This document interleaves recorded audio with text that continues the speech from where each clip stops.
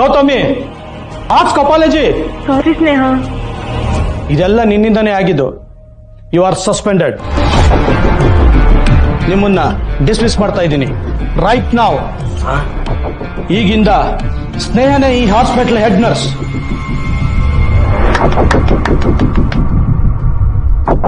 Thank you. Don't ever try to mess with her again. Don't be sad. Shall we go out?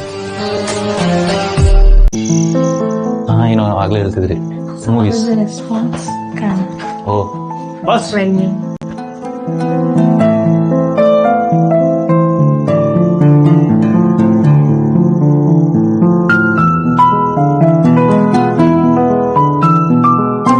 ಸ್ವಲ್ಪ ಕೆಲಸ ಇದೆ, ನಾನು ಹೋಗಿ ಬರ್ತೀನಿ. ಹುಷಾರು. ನಮ್ಮ ಹೆಡ್ ನರ್ಸ್ಗೆ ನಮ್ಮ ಮೇಲೆ ಕೇರ್ ಬಂದ್ಬಿಟ್ಟಿದೆ. ಹಾಗೇನೂ ಇಲ್ಲ,